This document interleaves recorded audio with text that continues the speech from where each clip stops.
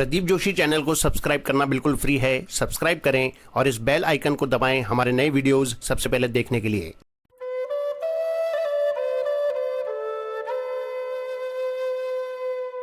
स्वामी रामसुखदास जी महाराज को शत शत नमन। आज का विषय है पाप से छूटने का उपाय। महाराज जी के शब्दों में, पाप पयोनिधि जन मन मीना। पहले हमारे समझ में यह बात नहीं आई थी, पाप में मनुष्य का इतना मन कैसे लग जाता है, क्या बात है। परंतु आजकल देखते हैं तो कई जगह यह बात सुनने में आती है कि बिना पाप अन्याय किए, झूठ कपट किए हम जी नहीं सकते। जीवन का आधार पाप को मान लिया। ऐसे जो पापों में रचे पचे हैं, उनसे कहा जाए कि तुम नाम जप करो तो बड़ा कठिन हो जाएगा। पापी के मुख से भगवान का नाम नहीं आता। पाप अधिक होने के कारण ऐसी दशा हो जाती है। इस विषय में मेरे मन में एक बात आती है, आप भाई बहन ध्यान दें।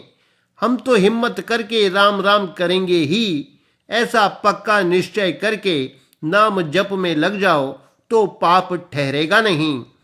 ये दोनों साथ में नहीं रह सकते, पाप भाग जाएगा। भगवान के नाम का आश्रय लेकर यह निश्चय करो कि उसका पाप नष्ट हो जाता है जो दृढ़ होकर भजन करता है। तो हम भी दृढ़ व्रत होकर भजन करेंगे। दृढ़ता से हम भजन में ही लग जाएंगे तो फिर पाप ठहरेगा नहीं, अशुद्धि टिकेगी नहीं। जैसे सूर्योदय होने पर अमावस्या की बड़ी काली रात भी ठहर नहीं सकती, ऐसे ही आप लोग कृपा करके रात दिन राम नाम में लग जाओ तो सब पाप नष्ट हो जाएंगे।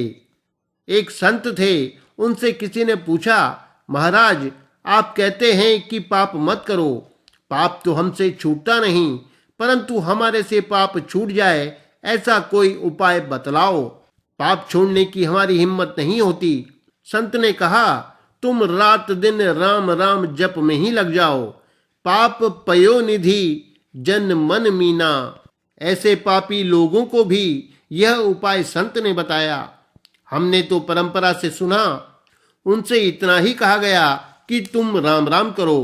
मैंने सोचा कि देखो संतों की कितनी गहरी सूझ है, जो सीधा उपाय बता दिया कि राम राम में लग जाओ। राम राम में लगने से क्या होगा कि राम नाम भीतर में बैठ जाएगा, अभी तो बाहर से होता है। प्रथम राम रसना सिवर, द्वितीय कंठ लगाए, तृतीय हृदय ध्यान धर, चौथे नाभ मिलाए। अध मध उत्तम प्रिय घर ठानु, चौथे अति उत्तम अस्थानु।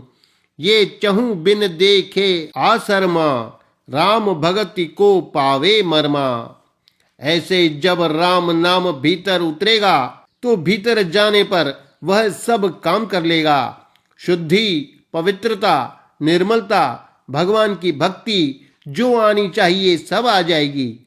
इसलिए गोस्वामी जी महाराज ने बड़ी विचित्र बात लिखी, नाम जी ह जप जागहि जोगी, और कुछ नहीं तो जीभ से ही जपो।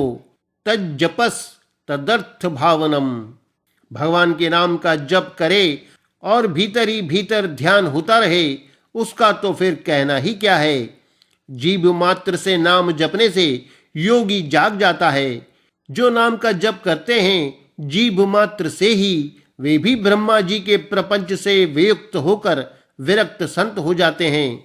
जीभ मात्र से जप करना है भी सुगम। बहुत से लोग कह देते हैं, तुम नाम जपते हो तो मन लगता है कि नहीं लगता है। अगर मन नहीं लगता है तो कुछ नहीं, तुम्हारे कुछ फायदा नहीं। ऐसा कहने वाले वे भाई भूले हैं, वे भूल में हैं।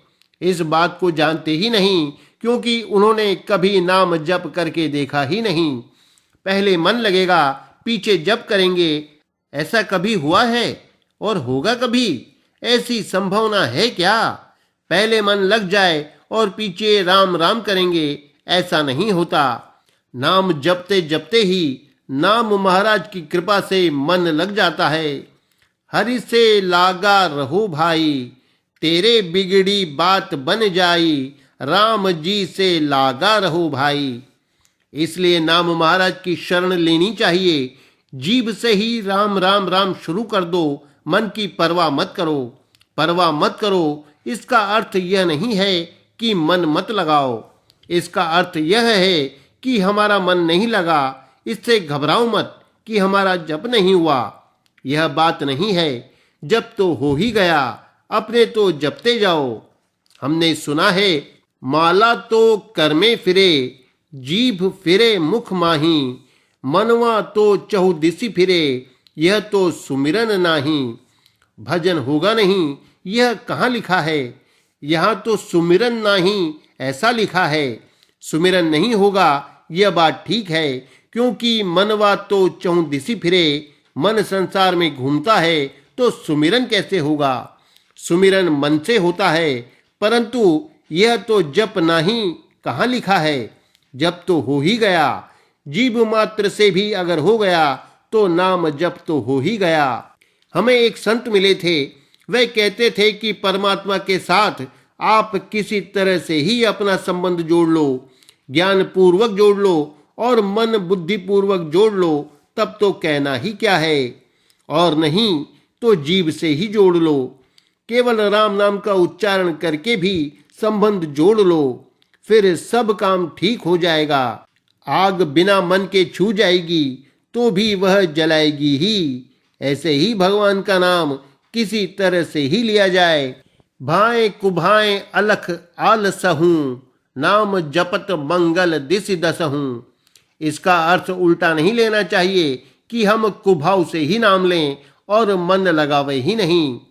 बेगार खाते ऐसे ही नाम लें, ऐसा नहीं। मन लगाने का उद्योग करो, सावधानी रखो, मन को भगवान में लगाओ, भगवान का चिंतन करो। पर न हो सके तो घबराना बिल्कुल नहीं चाहिए। मेरे कहने का मतलब यह है कि मन नहीं लग सका तो ऐसा मत मानो कि हमारा नाम जप निरर्थक चला गया। अभी मन न लगे तो परवाह मत करो, क्योंकि आपकी नियत जब मन लगाने की है तो मन लग जाएगा। एक तो हम मन को लगाते ही नहीं और एक मन लगता नहीं। इन दोनों अवस्थाओं में बड़ा अंतर है। ऐसे दिखने में तो दोनों की एक सी अवस्था ही दिखती है, कारण कि दोनों अवस्थाओं में ही मन तो नहीं लगा। दोनों की यह अवस्था बराबर रही, परंतु बराबर होने पर भी बड़ा भारी अंतर है। जो लगाता ही नहीं उसका तो उद्योग भी नहीं है, उसके मन लगाने का विचार ही नहीं है। दूसरा व्यक्ति मन को भगवान में लगाना चाहता है पर लगता नहीं। भगवान सबके हृदय की बात देखते हैं। रहती न प्रभु चित्त चूक किए की, करत सुरति सय बार हिए की। भगवान हृदय की बात देखते हैं कि यह मन लगाना चाहता है पर मन नहीं लगा, तो महाराज उसका बड़ा भारी पुण्य होगा।